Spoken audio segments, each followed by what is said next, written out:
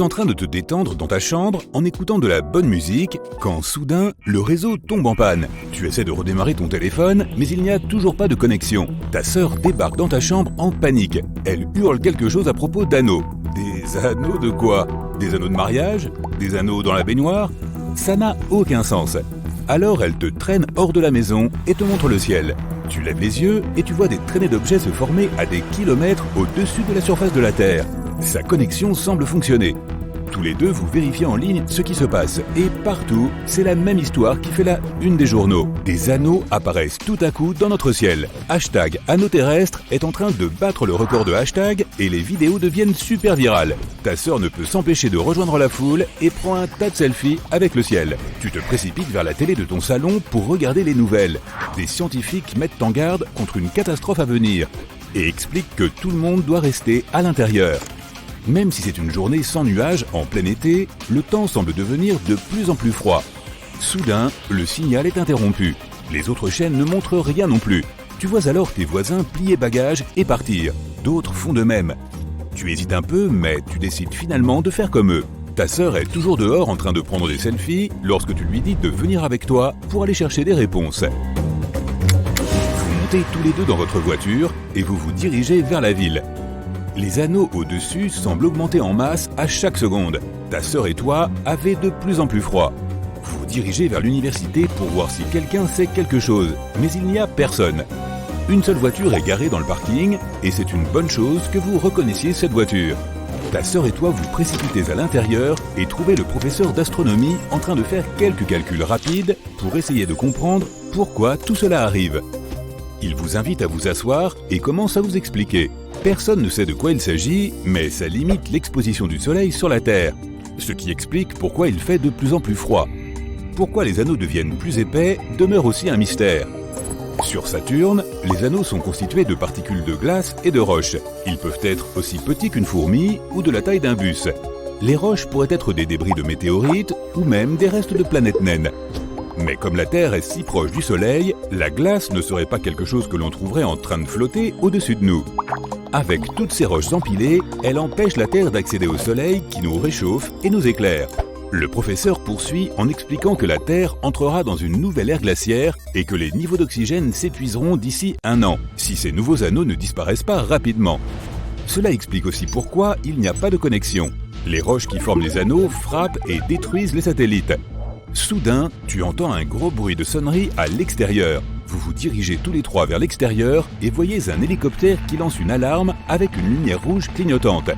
Tout le monde chez soi tout de suite. Ce n'est pas un exercice. Tout le monde, rentrez chez vous. Tu montes dans ta voiture avec ta sœur, mais les routes sont encombrées. Tu dois y aller à pied, ce qui te prendra environ 2 heures. Il n'y a aucun moyen de rester à l'extérieur.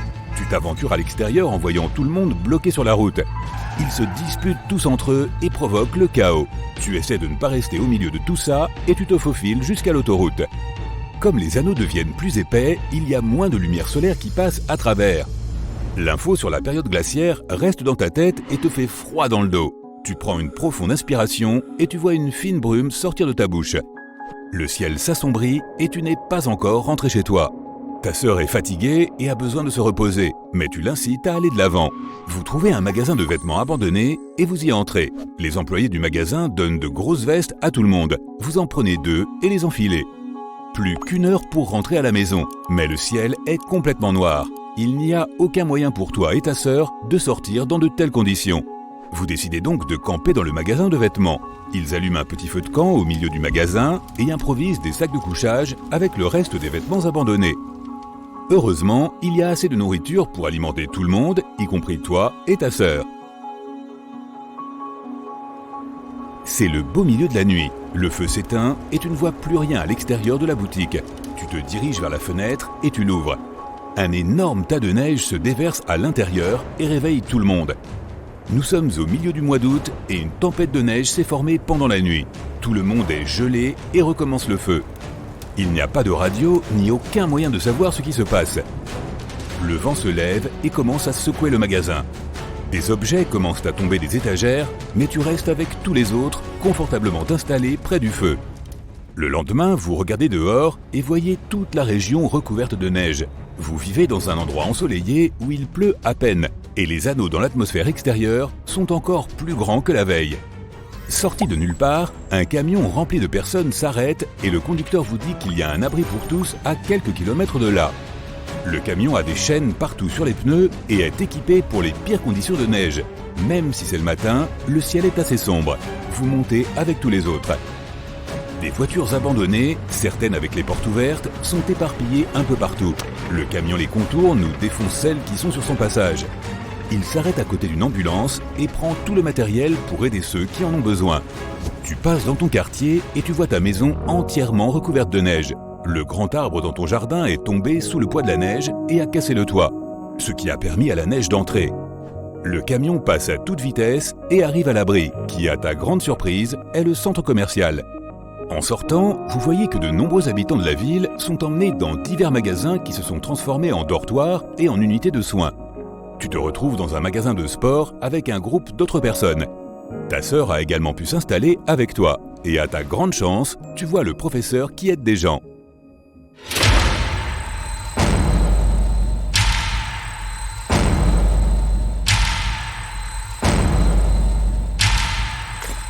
Mais peu après, une forte explosion retentit dans le centre commercial et casse les vitres.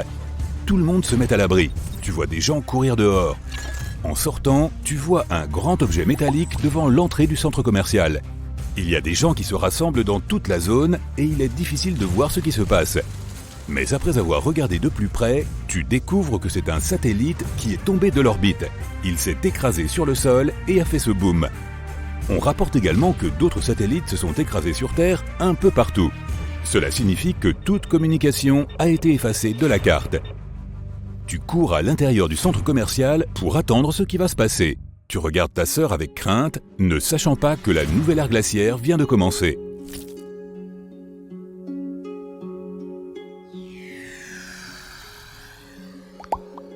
Un an plus tard, tu te détends dans ton bunker quand ta sœur débarque en panique.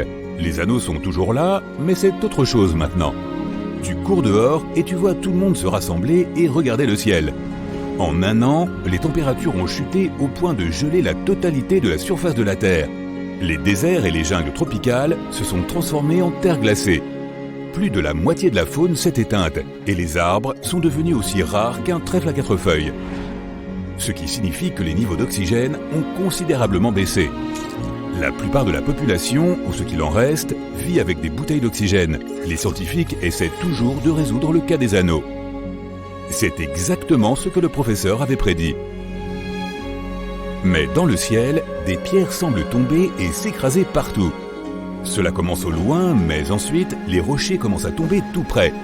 Tu cours avec tous les autres vers le centre commercial, qui a été recouvert d'une couche de métal pour garder la chaleur à l'intérieur. Ça devrait être plutôt sûr là-dedans. Si les pierres tombent, cela signifie que les anneaux se dissipent. Soudain, tu es plein d'espoir. On dirait que l'ère glaciaire va bientôt être terminée.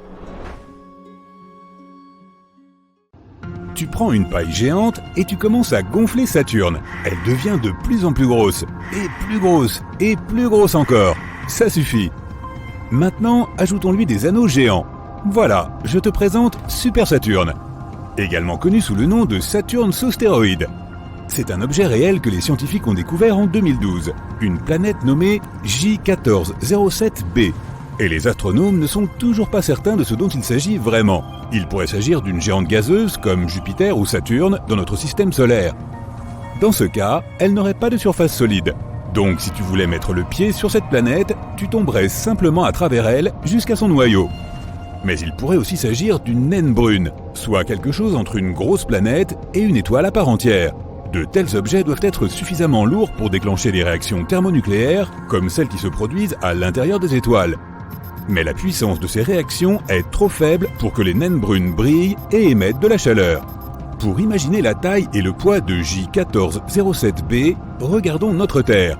Si tu mets notre planète sur une balance, celle-ci indiquera son poids en tonnes d'un 6 suivi de 21 zéros. Notre planète fait environ 12 700 km de diamètre. C'est Jupiter, la plus grande planète de notre système solaire.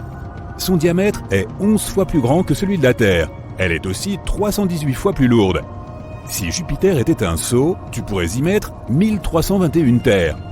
Et voici notre héroïne du jour, Super Saturne. Elle est presque 20 fois plus grande que Jupiter. Pour équilibrer la balance, il faudrait mettre 6360 terres de l'autre côté.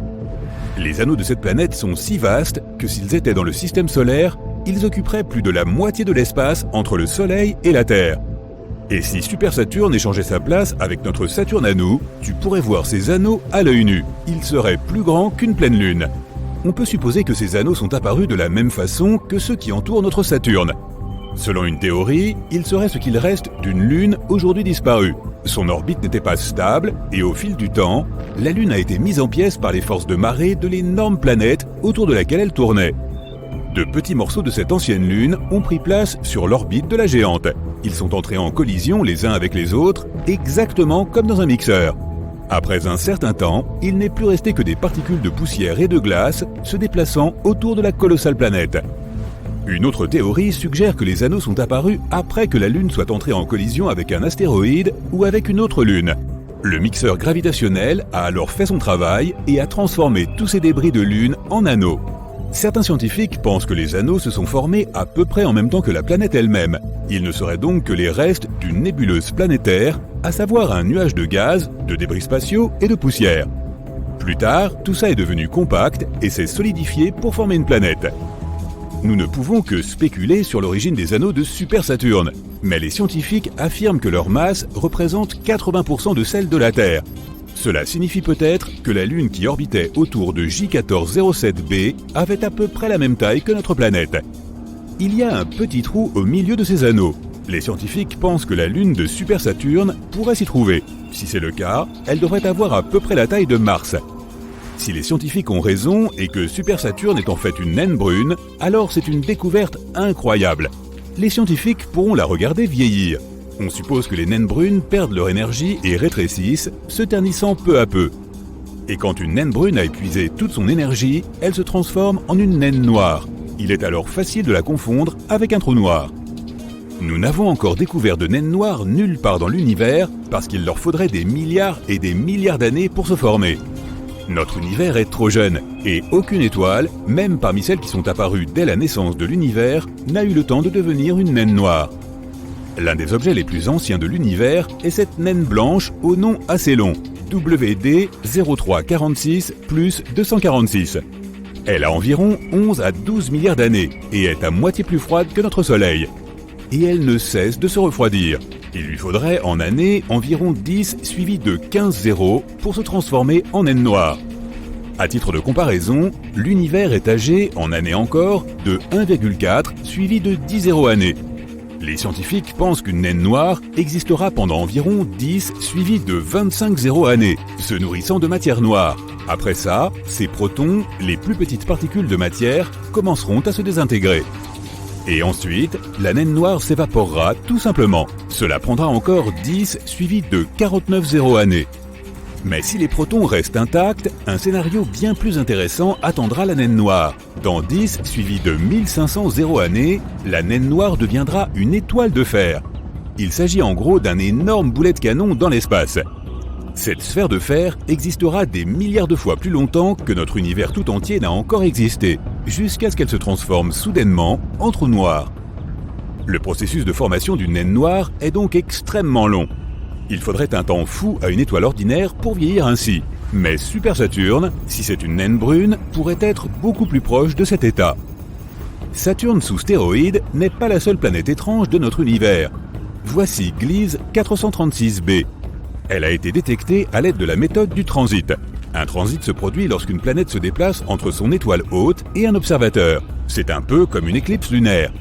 Cette planète fait 4 fois la taille de la Terre et est 22 fois plus lourde. C'est presque autant que Neptune. Elle abrite un monde aquatique hors du commun. L'eau y est solide, mais ce n'est pas de la glace. Elle a une température d'environ 270 degrés Celsius.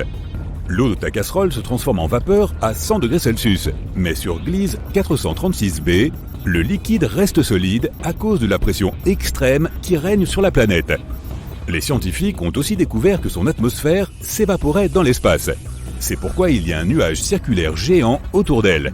Il se déplace constamment sur son orbite, ce qui donne à la planète une longue queue qui ressemble à celle d'une comète. Cancri E détient des richesses incroyables qui valent plus que tout l'argent de la Terre. Il y a des diamants éparpillés partout sur la planète. Cancri E est environ 2 fois plus large et 8 fois plus lourde que la Terre. Cette planète ne tourne pas. Un seul de ses côtés fait toujours face à son étoile haute. Sa température de surface est presque 2 fois plus élevée que la température d'un feu brûlant. Et comme son étoile haute est riche en carbone, la planète contient de grandes quantités de cet élément. La pression et les températures intenses aident à transformer le carbone en graphite et en diamant. Malheureusement, cette planète se trouve à 40 années-lumière de chez nous. Il faudrait donc environ 730 000 ans pour s'y rendre avec une fusée ordinaire. Une autre planète riche en pierres précieuses est AT-P-7b. Elle se trouve à environ 1000 années-lumière de la Terre. Elle est 60% plus grande et presque 2 fois plus lourde que Jupiter. Cette planète est si proche de son étoile haute qu'elle en fait le tour en seulement 2 jours terrestres. En raison de cette proximité avec l'étoile, AT-P-7b est presque aussi chaude qu'une naine blanche. Si tu regardes la face nocturne de cette planète, tu verras des nuages étranges. Les scientifiques pensent que ces nuages sont peut-être riches en corindon. C'est la substance qui forme les rubis et les saphirs. Il est donc probable qu'il y pleuve des pierres précieuses aussi chères que magnifiques.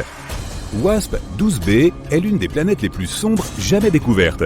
Un seul de ses côtés fait face à son étoile haute. La surface de la planète est si sombre qu'elle dévore environ 94% de toute la lumière visible. Elle ressemble donc beaucoup à un trou noir. L'étoile haute réchauffe tellement cette planète que la matière qui s'y trouve s'évapore continuellement. Puis la forte gravité de l'étoile attire ce nuage vers elle, formant un disque. Mais TRES-2b est la championne. C'est la planète la plus sombre que l'on connaisse. Elle absorbe 99% de la lumière provenant de son étoile. Ce qui signifie qu'elle absorbe plus de lumière qu'un morceau de charbon. 1% de la lumière restante est rouge car elle est réfléchie par cette géante gazeuse. De loin, cette planète a l'air vraiment maléfique. L'une des plus anciennes planètes de l'univers est PSR B1620-26b. Elle a environ 12,7 milliards d'années. Cela signifie qu'elle s'est formée environ 1 milliard d'années après le Big Bang. Cette planète est si vieille que ces 2 étoiles hautes ont eu le temps d'évoluer. L'une est une naine blanche, l'autre est un pulsar qui fait presque 100 révolutions par seconde. Les levées de soleil sur cette planète doivent être époustouflants. En ce moment, ce système stellaire se dirige vers un dense amas d'étoiles. Il est probable que cela finisse par une collision stellaire. Le sort de cette planète est donc inconnu. Kepler 438b est l'une des planètes les plus similaires à la Terre. Elle n'est que 12% plus grande et se trouve dans la zone habitable de son étoile haute, ni trop proche, ni trop éloignée. À cette distance, l'eau ne s'évapore pas à cause de la chaleur et ne se transforme pas en glace à cause du froid. Cette planète pourrait abriter de la vie à sa surface. À l'avenir, elle pourrait aussi devenir une nouvelle demeure pour l'humanité. Mais il nous faudrait encore 470 ans pour nous rendre sur cette planète, même si nous voyagions à la vitesse de la lumière, ce qui est impossible en raison des lois de la physique. Supposons que l'humanité soit confrontée à une énorme menace venue de l'espace. Une pieuvre géante arrive dans notre système solaire et mange Vénus, Mars, la Terre et toutes les autres planètes à l'exception de Saturne. Nous décidons donc d'aller nous installer sur cette planète aux anneaux gigantesques. Par chance, nous disposons déjà de la technologie nécessaire à un tel voyage. Nous embarquons dans nos vaisseaux géants et décollons vers Saturne. Vivre sur la planète elle-même est impossible, car elle n'a pas de sol à proprement parler. Nos vaisseaux ne pourraient pas y atterrir. Saturne est une boule de gaz géante 9 fois plus large que la Terre. À titre de comparaison, visualise une pièce de 5 centimes à côté d'une balle de baseball. En outre, son atmosphère se compose essentiellement d'hydrogène et d'hélium. Essayant d'atterrir, nous n'atteindrions jamais la terre ferme. Et plus nous nous enfoncerions, plus la pression augmenterait, nous réduisant finalement en miettes. Il ne nous resterait donc qu'une seule option, les fameux anneaux. Des particules de glace et de roches de différentes tailles qui tournent autour de la planète à une vitesse phénoménale. Il s'agissait à l'origine de comètes que la gravité de Saturne aura fait dévier de leur trajectoire avant de les broyer. En s'accumulant, ces fragments sont ensuite venus former les anneaux que tu connais si bien. Certaines de ces particules sont rapides, d'autres plus lentes. L'anneau D est le plus proche de la planète. Ensuite, il y a les anneaux C et B. Après ça, il y a un grand espace appelé division de Cassini. Les anneaux A, F, G et E se trouvent derrière. Cette classification nous permet de cartographier les anneaux. Nous en approchons donc, mais nous n'osons pas tout de suite y atterrir. Il faut d'abord y envoyer des robots à des fins d'analyse. Nous choisissons une zone à l'intérieur de l'anneau E. En fait, la distance entre les rochers est assez grande et notre navette peut facilement se frayer un chemin. Il y a de minuscules particules, d'énormes rochers de la taille d'une maison et des comètes de la taille d'une montagne. Un premier robot fonce jusqu'à un gros rocher, mais un caillou gros comme une balle de baseball le pulvérise. Un autre robot se fait écraser entre deux rochers. Une pluie de stalactites surprend notre troisième robot qui n'y survit pas. Dans nos vastes ateliers, nous pouvons construire d'autres robots. Nous utiliserons à présent des matériaux plus résistants. De nouvelles capsules atteignent un autre rocher. Des particules viennent s'abattre sur elles, mais sans faire de dégâts. Nous parvenons donc à établir une petite station où nous pouvons nous installer. Mais très vite, un gros morceau d'astéroïde détruit notre projet. Il semble que nous devions changer de stratégie. Nous scannons le voisinage de l'anneau E et calculons les trajectoires de ces milliards de pierres. Au milieu du chaos, nous découvrons quelques cailloux qui, selon nos calculs, devraient rester intacts suffisamment longtemps. Nous atterrissons sur ces gros rochers et commençons à nous y installer. Nous construisons des stations alimentées en électricité par de puissantes batteries. Saturne se trouve à une distance de 9,5 unités astronomiques du Soleil. Une unité correspond à la distance entre le Soleil et la Terre. Il fait donc assez froid sur Saturne. Voilà pourquoi elle est entourée de tant de glace. Comment obtenir l'énergie nécessaire pour la réchauffer? Nos grands vaisseaux n'y suffiront pas. Et des panneaux solaires seraient inefficaces. Nous sommes trop loin du Soleil. Nos scientifiques conçoivent donc un moyen de générer de l'énergie à partir de toutes ces particules. Comme avec un moulin, le vent entraîne ses ailes et le mouvement est converti en énergie. Nos ingénieurs construisent donc des panneaux afin de recueillir l'énergie des particules. Et leur vitesse ne ralentit jamais, car c'est la gravité de Saturne qui les fait tourner. Nous disposons donc d'une source d'énergie presque illimitée. Des plantes produisent de l'oxygène sur certaines stations grâce à la photosynthèse. Mais au lieu de la lumière du soleil, elles puisent leur énergie dans les ultraviolets. Ensuite, les gens remplissent de grands réservoirs qu'ils transportent jusqu'à leur domicile. Nous commençons à occuper les anneaux adjacents. Pas besoin d'utiliser beaucoup de carburant pour aller d'un endroit à un autre. Tu peux te poser sur un rocher, calculer sa trajectoire et attendre qu'il t'amène à l'endroit voulu. Ensuite, tu peux passer sur un autre rocher et ainsi de suite jusqu'à atteindre ta destination. De plus en plus de gens quittent leur vaisseau pour se rendre sur les anneaux. La vie s'améliore, mais certains souffrent de problèmes psychologiques. Ce mouvement constant dans le vide rend les gens un peu fous. Imagine-toi vivre sur un carrousel qui ne s'arrête jamais. Tu ne peux pas te rendre au supermarché quand tu veux, il faut attendre qu'il passe. On ne peut pas sortir se promener, même en combinaison spatiale, parce que tous ces cailloux volants sont dangereux. Et on ne peut pas faire de projet, car un morceau de glace peut nous tomber sur la tête à tout moment. Et les ordinateurs ne nous aident pas beaucoup. Ils ne peuvent pas calculer la trajectoire de tous ces corps spatiaux. Les rochers ont tendance à se fragmenter en des centaines de petits morceaux. De nouvelles comètes arrivent tout le temps et s'ajoutent aux anneaux. Tout cela nourrit un sentiment d'incertitude et d'anxiété. Et puis il fait sombre, froid et on se sent très seul dans ces anneaux. Tu voulais construire une base sur un objet spatial? Ton meilleur ami a atterri sur un autre rocher distant de quelques kilomètres. Puis un morceau de glace a percuté son rocher, augmentant sa vitesse. Quelques jours plus tard, ton ami est déjà très loin. Et ça se produit en permanence. Le seul moyen de changer de vie est de s'installer sur l'une des lunes de Saturne. La planète en compte 83. On en a déjà identifié et nommé 63 et nous suspectons l'existence de 20 lunes de plus. Chacune est un monde unique. Certaines pourraient même être habitables. La meilleure candidate est Titan. Il y a peut-être de l'eau sur ce satellite et sa pression atmosphérique n'est qu'une fois et demie supérieure à celle de la Terre. Son atmosphère se compose d'azote et d'un peu de méthane, ce qui forme un smog de carbone dans ses couches supérieures. Pour cette raison, nous ne pouvons pas étudier cette lune depuis la Terre. Mais Titan orbite loin des anneaux de Saturne. Cela signifie que l'on pourrait y mener une vie tranquille. Il y a aussi le satellite Phébé, couvert de cratères comme notre Lune. Ce corps céleste géant ressemble à une météorite. Les gens ont donc l'embarras du choix quant à l'endroit où commencer leur nouvelle vie. En quelques centaines d'années passées sur nos vaisseaux près de Saturne, nous en apprendrions beaucoup sur ces satellites. Alors pourquoi avoir essayé de vivre sur les anneaux? Pourquoi ne pas avoir tout simplement atterri sur l'une des lunes? Parce que cette vidéo serait moins amusante et beaucoup plus courte. Et si nous étions nés dans les anneaux de Saturne? Disons qu'une météorite massive contenant de l'eau gelée a été happée par la gravité de la planète. Dans la glace se trouvaient des formes de vie très simples. Et cette vie a commencé à évoluer. Imaginons que le gros rocher ait réussi à rester intact pendant des centaines de millions d'années. À un moment, les humains seraient apparus. Bien sûr, ils seraient très différents. Tout d'abord, la force gravitationnelle y est moindre. Ils seraient donc plus grands, mais moins forts. Leur peau serait pâle à cause du manque de lumière, mais très résistante en raison du froid. Les particules de glace et tout le sable volant dans l'espace rendraient leur peau dure et rugueuse.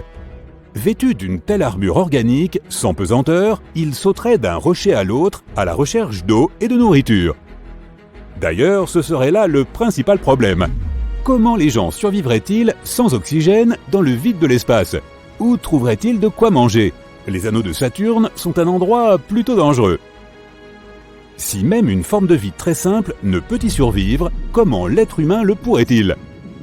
Par conséquent, même en théorie, la présence d'animaux évolués y est impossible.